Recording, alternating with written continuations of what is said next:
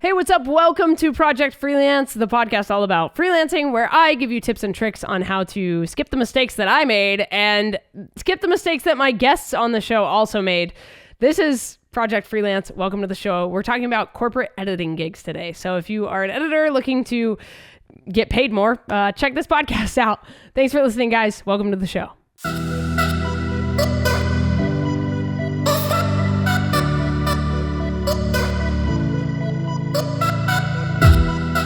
So first of all, this is your biannual reminder to back up your fucking hard drives, everybody. Back your hard drives up. I know we leave it until something horrible happens and we lose all of our footage. Back up your fucking hard drives today. Do it today. If you are looking for a better system, I highly recommend a DAS system. It is like a desktop multi-hard drive system. To buy the actual housing is a bit, but buying the actual drives that go in the housing are not as expensive as buying. I have to buy like a 20 terabyte hard drive every year, and it's like $1,000 from like a company like G-Tech. They're great. They're bulky. They're huge. But I got a DAS system. So basically it's like a redundancy system. So you can put 5 drives into the one that I bought. And then you buy individual discs that you mount them into each like housing, and then you put them in, and then they basically like work as like a redundancy process. So if any of your drives goes down, there's like a copy on the other drive. So it's going to be fine. That's what I'm trying to say. But that being said, back up your fucking hard drives. It's really important that you do that, especially if you're shooting a lot of video for a lot of clients. It's just important. And if you're looking for a good system, I will put links down below. I don't mean to start this out on like I have affiliate links thing, but I think it is really important that we back up our hard drives. Not only that you back up your hard drives, but also you should get a fireproof case for your hard drives that you're not using. So keep them stored. I have 2 right now. They're just like zip bags, but they're fireproof. They're like tested and whatever. But I put my hard drives in those just in case. It's just a just in case situation. I would hate to lose years and years and years of hard drives in, something so tragic as a house fire. But when the LA fires happened, I kind of was like, oh my God, I really need to like think about, protecting this is what I do for a living. So I need to protect my hard drives a little bit better. So I did get some fireproof bags for them. But yeah, just back up your hard drives. It's really important. But that's not what we're talking about today. The main topic that I wanted to talk about today is corporate editing gigs and just corporate gigs in general. I know this isn't like a very exciting thing to talk about, but I think that if you're a freelancer and you're trying to get from like the low paying bullshit jobs to like the next level, I think it is really important that you consider getting into the corporate world. And I just finished a corporate gig that paid me so much money, a very high paying hourly rate, but it was an After Effects editing job. So it's a bit more advanced than just like your typical like editing gig. It is After Effects, but here's the thing about After Effects. That software is so dense and there's so much you can do in it that like getting these every time I get a new After Effects editing job, I'm having to learn something new in the software. I'm learning how to do different things and make different assets and things like that. And the best place to learn is honestly on YouTube. The job I just did, I kind of learned how to do a couple little animation things from some YouTube tutorials. I came up with the idea and then I was like, okay, well, how do I do this?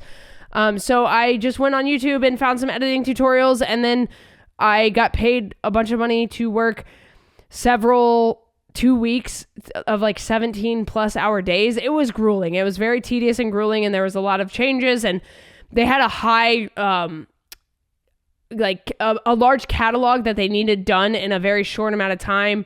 And I was not able to do it all myself. Like, it was to the point where I was like, there's no physical way that I can get this done. Even if I stayed up 24 hours a day for 7 days, I still wouldn't be able to get this done because the changes that are needing to be made as we're going, basically they just didn't know what they wanted until they saw like a couple drafts, and they were like, okay, well, we were going to change this and this and this and the fonts and the colors, and like, so it was just like I was working on the same 4 or 5 videos over and over and over again until we got them where we wanted. And then that was our baseline.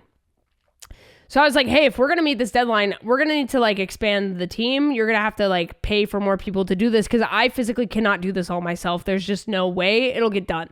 So they ended up bringing on a team of editors who I then had to train on how I built my After Effects session. So I sent them like a session or like a project file that they could use as a template and go off of that. And then they just didn't do that. And then I had to go in and fix their mistakes anyway and redo a bunch of their videos. So in the end, I ended up doing most of the work anyway, but that's just the way that the cookie crumbles sometimes. You give them all the information. I made a screen recorded tutorial on how to literally do everything, and they still didn't follow it. So like, people just don't read the emails and they don't watch the things that you send them. So it's frustrating, but it's okay. It wasn't my team. I didn't have to pay them. There was, anyway, that's beside the point.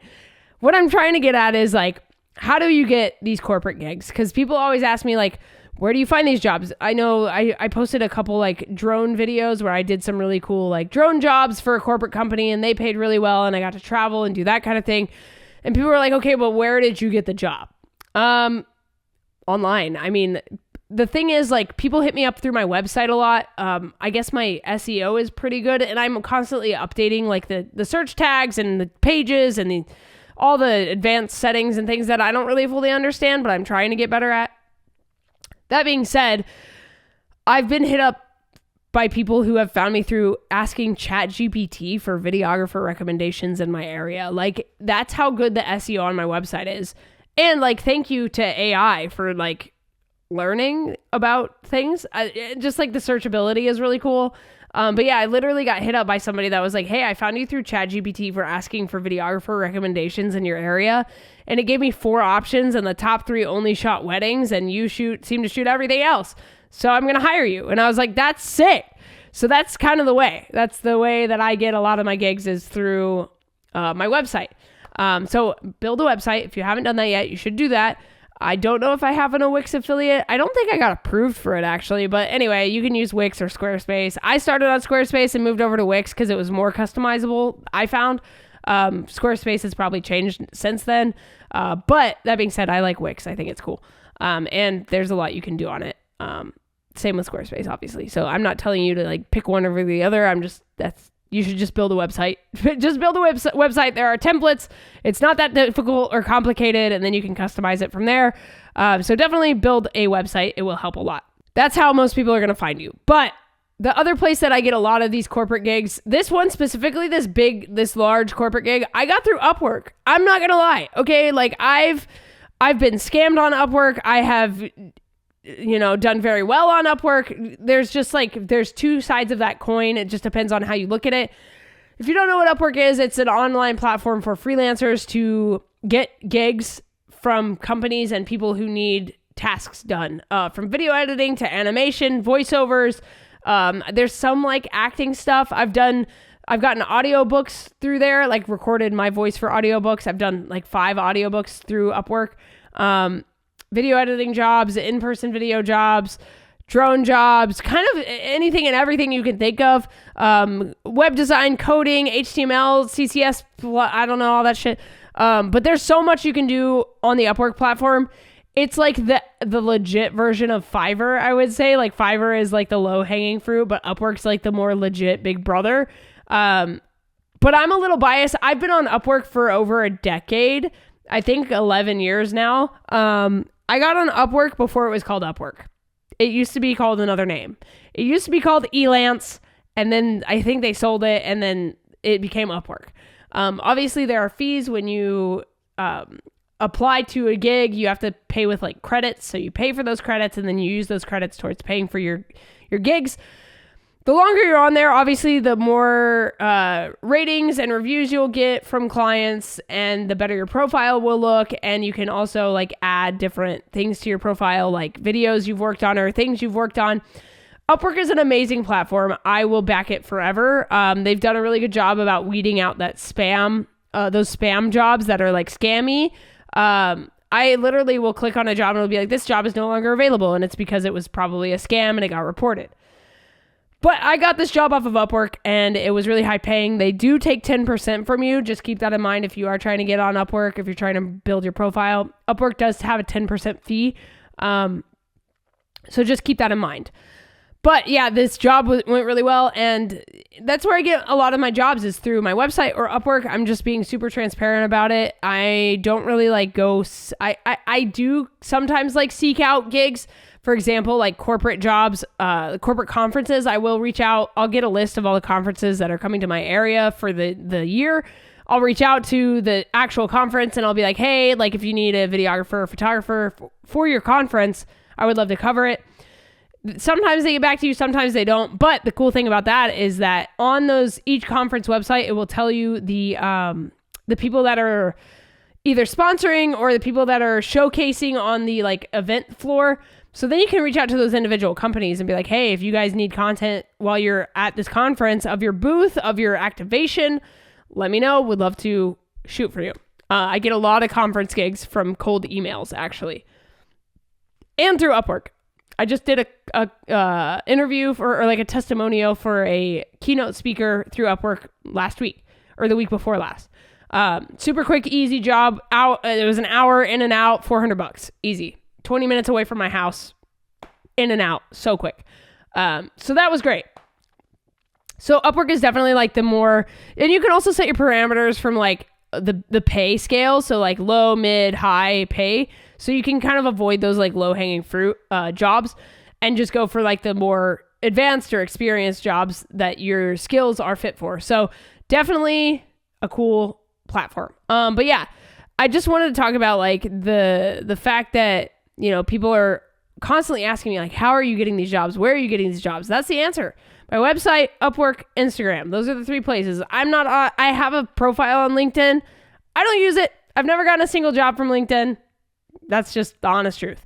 There's also a new, not a new site. There's a site that I learned about when I was on a music video shoot for the Red Jumpsuit Apparatus. There was a dancer that was featured in the video, and her partner, I don't know if they were married or just dating, but they seemed like they had been together, so they were probably married.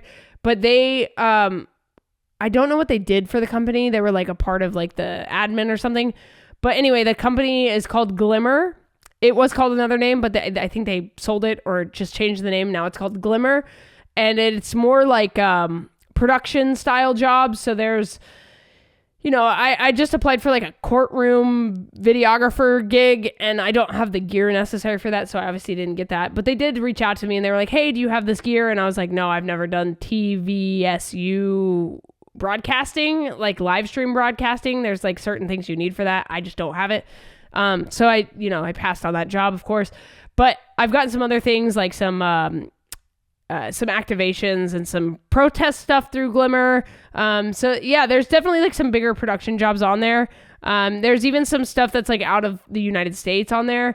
They look for a lot of fixers, which are like people that kind of like coordinate stuff in locations. So they like handle transportation, and they handle like finding people that need to be interviewed or whatever.